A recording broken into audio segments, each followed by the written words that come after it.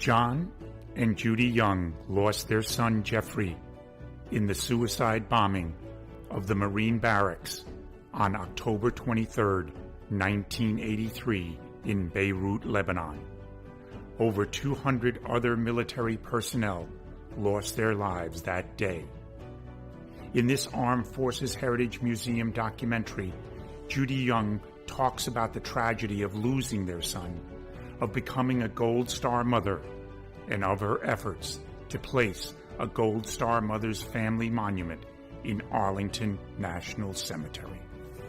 Hi everyone, my name is John Runyon, former United States Congressman for the 3rd Congressional District of New Jersey, and I'm here to introduce to you a documentary about Judy Young and the Gold Star Mother's Monument. If you ever have the opportunity to meet Judy, and you will throughout this documentary learn who she is. She's a very special person and a very passionate person. So it's an honor for me to introduce to you to Judy Young through this documentary of her journey.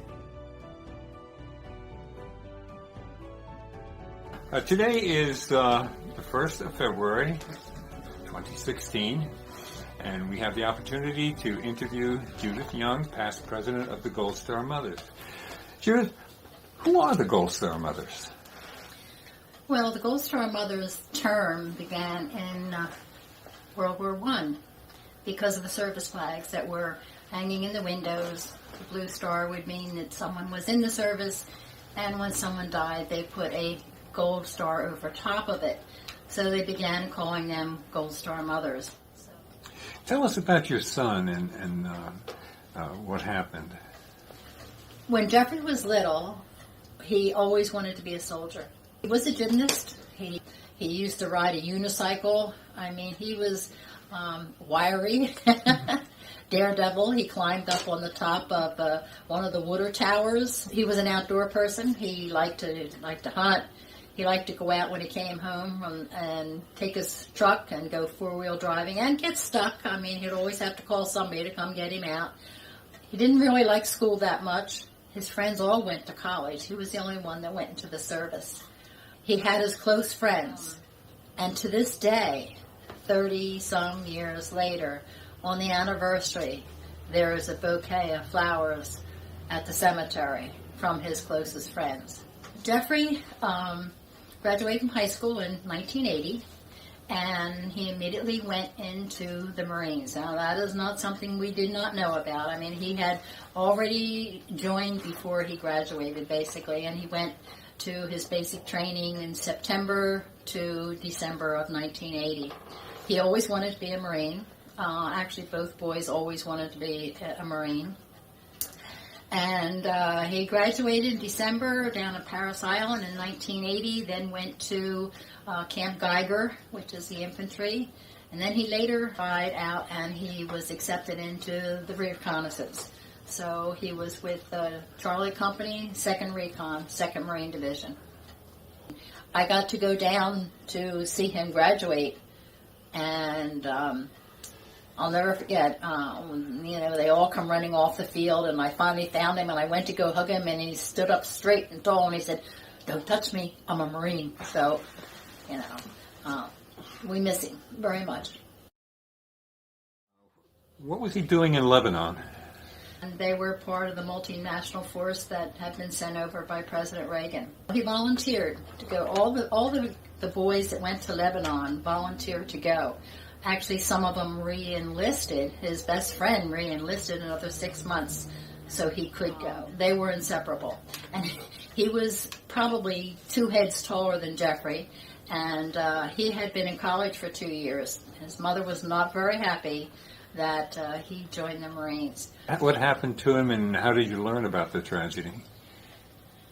Well, there had been several of them. Several of the Marines had been killed prior to the actual Marine Corps barracks bombing, which was on October 23rd, 1983. Some of them had done by snipers. Some of them had maybe a few with a landmine or so. But on October the 23rd, a truck bearing actually the largest non-nuclear bomb that has ever been set off came through the barracks and went into the building, which was an atrium-type building. And it went into the building and exploded. This past Sunday, at 22 minutes after 6 Beirut time, with dawn just breaking, a truck, looking like a lot of other vehicles in the city, approached the airport on a busy main road. There was nothing in its appearance to suggest. At the wheel was a young man on a suicide mission. The truck carried some 2,000 pounds of explosives. The truck crashed through a series of barriers, including a chain-link fence and barbed wire entanglements. The guards opened fire, but it was too late. The truck smashed through the doors of the headquarters building in which our Marines were sleeping and instantly exploded. The 4-story concrete building collapsed in a pile of rubble. More than 200 of the sleeping men were killed in that one hideous, insane attack. One of the survivors, who I have been in contact with for several years, or 30-some years, he actually saw the bomber himself. He was inside the building when the truck came in, saw him, and he tells the story that he saw this shit-eating grin on this guy's face, and with that was a blast and blew him out of the building. Fortunately, he survived. Unfortunately, I don't know if you would say he was mentally surviving because he's had a rough time of it. But the building blew up, and it was a 4-story building, and it imploded in itself and came down and shook all the other buildings around in Beirut. And it was at the Beirut airport is actually where the building was. That was the headquarters. How did you learn of this? How were you notified? I don't know exactly the time, but it was before dawn. I had this funny feeling. I woke up wide awake, and something came over me, and I could feel death. So I immediately ran downstairs and checked on my mother to see if she was okay. She was. I went back to bed. The next morning I got up, and my husband's brother, who had been a Marine, called and said, "Have you seen what's going on in Lebanon?" And we said no. So we turned the TV on. We were just glued to the television for several days. My uncle had called and said, "We saw Jeffrey on TV." And I said, "Oh, where?" And he said, during the football game, they were running all kinds of interviews, etc., of these young men that were in the bombing. And he said, "I'm sure it was Jeffrey." So we got a call from Stone Phillips from ABC, and he said, "We'd like to come down and interview you." He said, "I want you to get all the people that, can be available that know Jeffrey to come, and we'll show you this film clippings that we have." And it was a picture of 2 fellas in pajamas, and they were both carrying plastic bags, and one of them was about 5, 6, or 7, and the other one was about 6 foot, and we said, "That's them. That's Bob and that's Jeff. They're together." And Stone Phillips went around to everyone and said, "Is that right? Is that correct?" And we all said yes, except Jeffrey's brother, John. And he said, "No, that's not my brother." So that night, we got a knock on the door, and there was 3 people standing at the door. And it was the casualty officer. He came in and he said, "I'm sorry to tell you, but, your son is missing." And we told him, "No, he's not missing. We saw him on TV." Wednesday, I went back to work thinking they were wrong, that we had seen him on TV, and everybody left because there had been somebody at our house the whole time. And we came home from work Wednesday night. We were by ourselves. We were sitting in the rec room watching TV, and the doorbell rang again. And it was the casualty officer.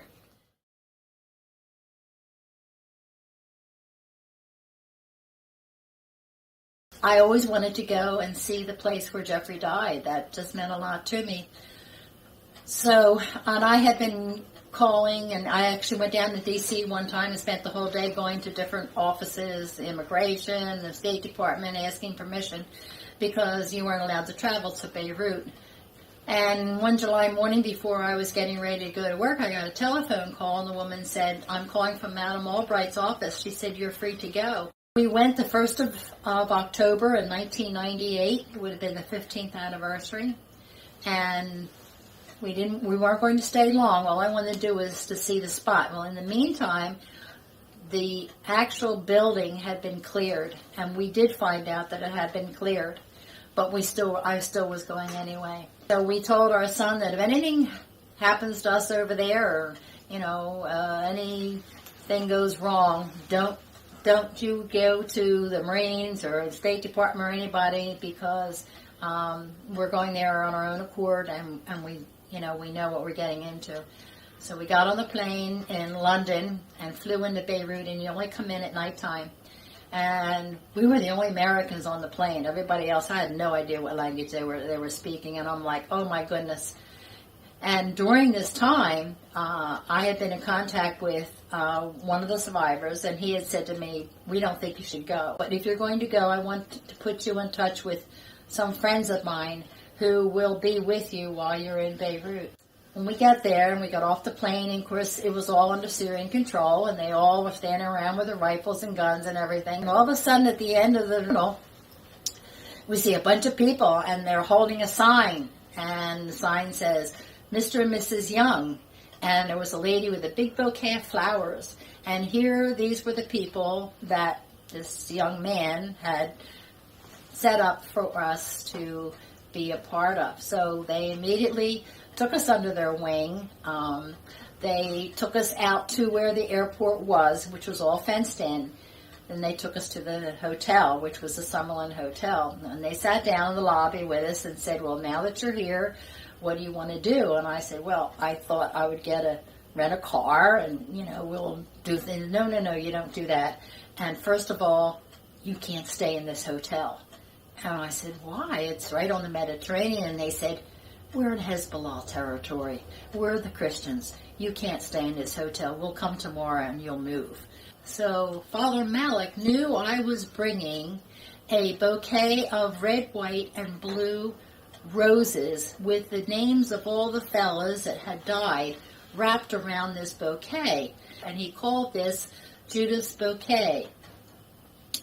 And he said, "You're going to go on a trip today." He said, "But I can't go." He said, "But I want you to let you know that I will be with you in spirit." So we get on the bus and we go up to the mountains. And in the mountains, when we went up there, they had little Lebanese trees, little cedar trees. They couldn't have been more than a foot high. Each one of the trees had a marker, and there was not a name on them, but a number. And we asked them what these were for, and he said these trees were for each one of their freedom fighters that died in the previous couple of years, and they could not put names on them because of the Syrians. They had to put numbers. We get up to the mountain, and up at the top of the mountain is this white stone, and it's engraved with, and I don't know exactly remember the naming, but it has Judith and John Young have come to Lebanon on this date, and here is the date that we were there, in honor of their son Jeffrey and his fellow Marines. Well, I lost it, Jack lost it, they lost it, and then they started singing to us in Arabic. It was probably just something I'll never forget. It was just amazing. Okay, when we came back from Beirut, it was the 15th anniversary. We always go to North Carolina for the anniversary. There's a big ceremony down there. Now, these people in North Carolina have treated us wonderful, but they thought, they'd put a wreath on our wall. We have a wall, and that would be the end of us. Every year they do that. Well, guess what? Every year there's a couple thousand people that come in for this ceremony, and they have this big ceremony every year. So on the 15th anniversary, we go down there, and we were at a hotel room, and they were some of the young men. They were playing guitars and everything, and we've got to know quite a few of them. And anyway, I went outside, and this one fellow comes up to me, and he says, "How was your trip?" And I said, "Fine." I said, "How did you know?" And he just looked at me, and he said, we knew where you were most of the time. I said, you did? He says, yes, I'm with the Naval Intelligence. I said, oh, okay. He says, why did you go? And I said, I wanted a piece of the building. He said, He said, well, the building's not there anymore. And I said, no, I know. I said, but I wanted a piece of the building. He said, well, tomorrow morning before we go to the ceremony, he said, you meet me in the hallway on the second floor. So I did. The next morning I went down there. I met him in the hallway. And here he had this piece about this big of the building that he had gotten. He said, that's not the only piece I have. But he said, I have a big piece that I'm saving for something. He said, but I want you to have the piece of this building. And I thought, oh my gosh, I go all the way to Beirut to get a piece of the building, and I wind up coming back to Jacksonville, North Carolina, and I get a piece of the building. About 15 years ago, I had these attorneys come to our house, and they said they were going to have a lawsuit against Iran. And I said, well, you can't do that. I said, because I've already asked one of the lawyers, there was one of my customers at the bank, and I said, you can't sue a country. And he says, oh, yes, you can. He said, we have already sued Iran, and her name was Flatlow, and we won our case. She was killed over by Iran over in Israel. And he said, we know you seem to have all the names and addresses of the families, and we've been told that you do have them. And I said, yes. But I said, I won't give them to you because I never give the names and addresses out. But I said, if you send me the letters that you want to send out, I'll address them and I will mail them to the families, and then it's up to them as to what they want to do. Since then, I mean, it's been 15 years we've been dealing with this. We won our case in the court in D.C. We had to hire all these guys from New York, and then we won both cases in New York. All the families had to give a deposition all over the country. They were all done. And then the judge finally came back and awarded each family an amount.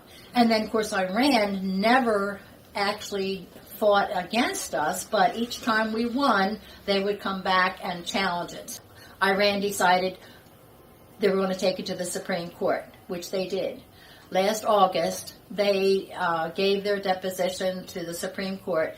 Supreme Court gets about 10,000 cases a year, and they only take 80. So even the attorneys were shocked because they thought that the Supreme Court would not take that case. Well, yes, they did. They took the case. So in January of this year, about 2 weeks ago, there were 6 of us that had reserved seats at the Supreme Court, and we went down and listened to Iran's. They were now suing us. At the Supreme Court hearing, which was 2 weeks ago, Wednesday, they beat both sides up.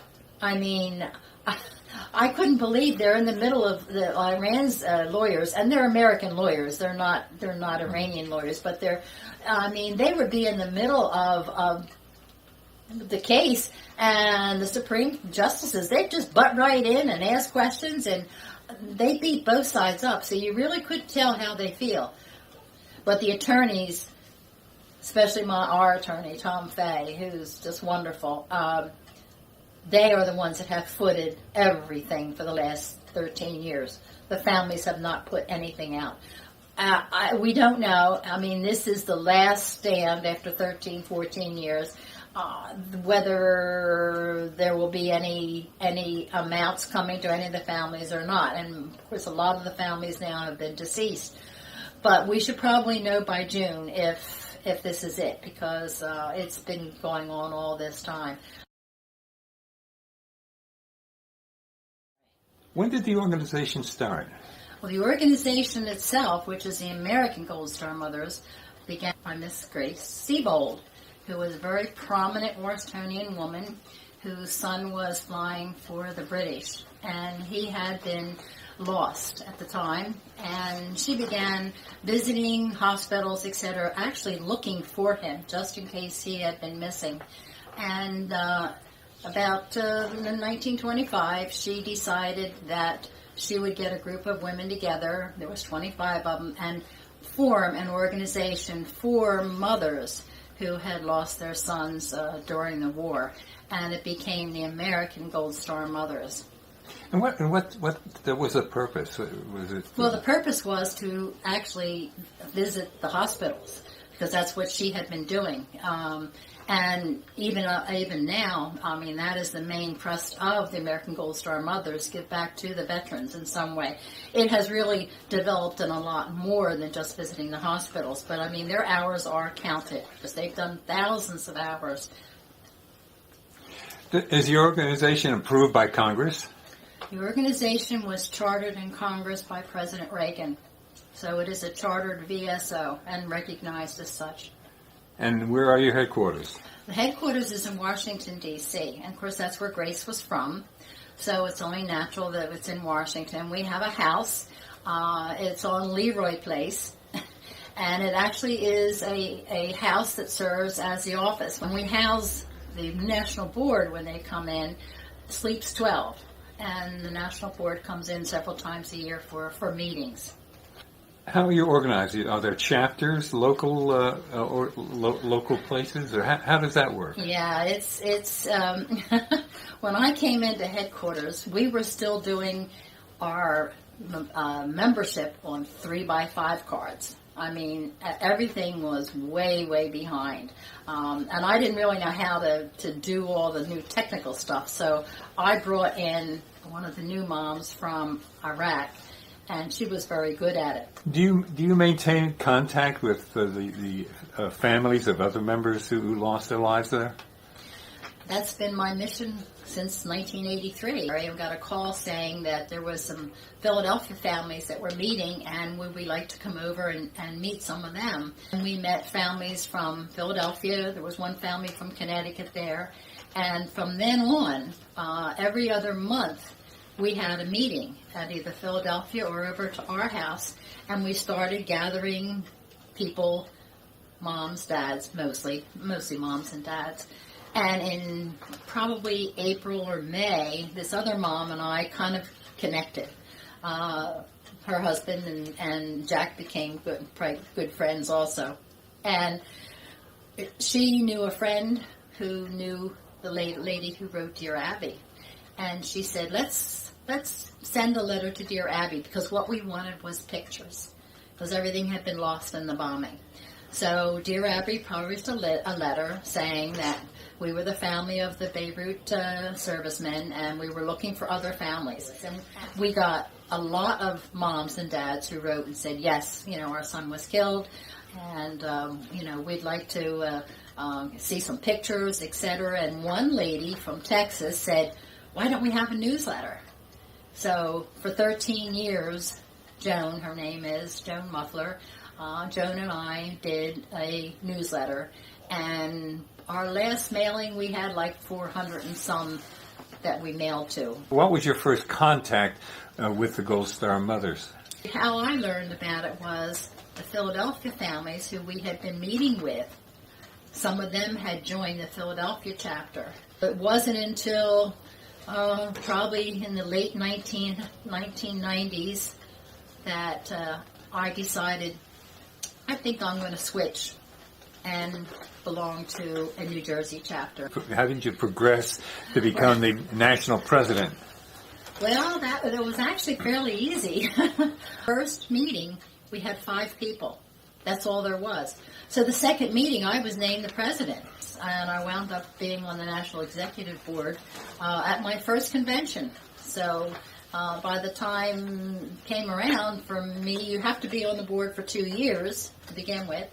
Then after you've been on the board for 2 years, then you can move up to second, then first, and then national president. So I was the first non-Vietnam mom to be a national president. But like I said, we were like the sandwich. Another mom and I came on together, and we were like the sandwich moms, because our sons were not the Vietnam moms, and we were not the Iraq-Afghanistan moms. So there's that big 30-year span in there that there were no moms coming in. I went to my first convention with one of the New Jersey moms who was a past national president, and they immediately wanted me to be on the National Executive Board because they were running out of moms.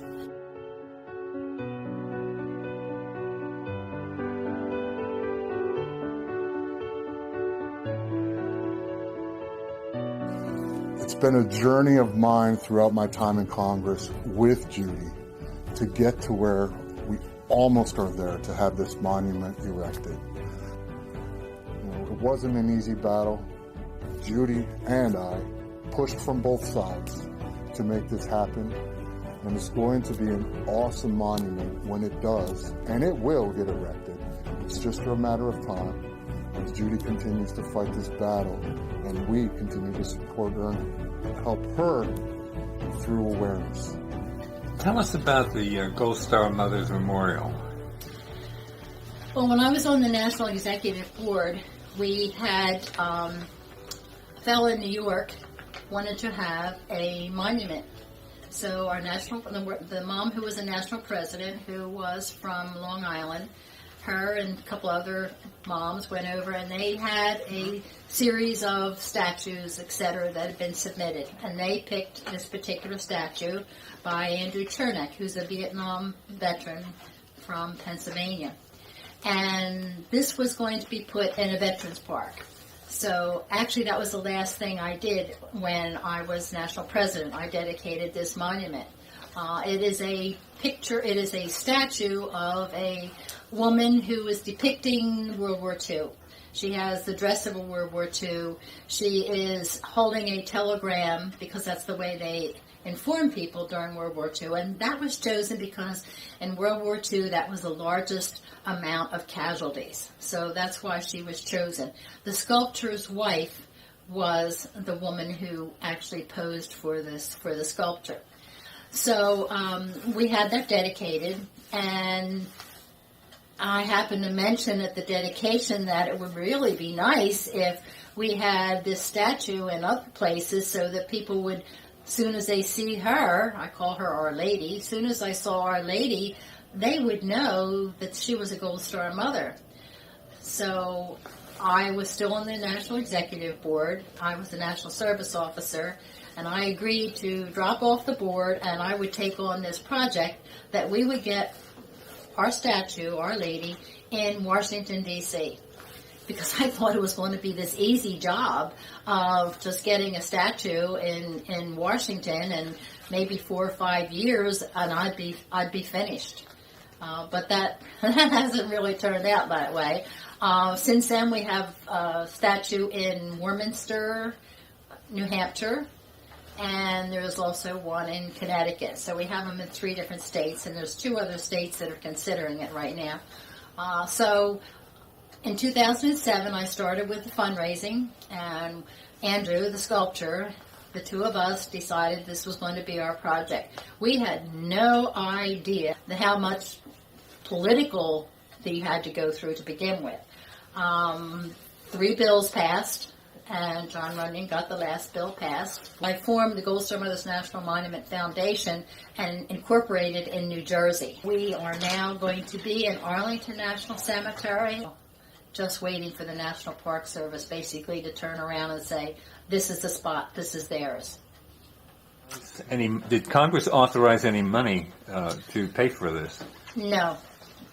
Congress does not allow us to have any federal funds, and it had it right in the bill that there would be no federal funds for this project. We have been fundraising. We started with our pin, we have a patch, and then we do have a fundraiser out of New York, and she at this point has obtained the AFL-CIO out of Washington, their Veterans Division, and they will be doing fundraising. It's been estimated it's going to cost around $8 million. We do our own little fundraising here or there. I do get support from veterans groups. Our biggest veterans group, and they're not a veterans group actually, is Rolling Thunder. Rolling Thunder, of course, national headquarters is in New Jersey. Artie Muller is on my board, and they support us every year with a nice check, and that kind of keeps us going. The Rolling Thunder has been fantastic to the Gold Star Mothers. The idea is to educate the people who come through Arlington that this is going to be called the Gold Star Mothers Family Monument, because the focus now is on family. And even though she will be, Our Lady will be the main statue in this memorial, there will be other things called reliefs, and that is what the architect his sculptor is working on, and they will be depicting various things that attribute to the family. Judith, well, thank you very much. You are a remarkable woman, and thank you very much for the work that you're doing. You've taken an absolutely terrible thing and have done so much good as a result, and we can't thank you enough. Thank you for letting me tell it.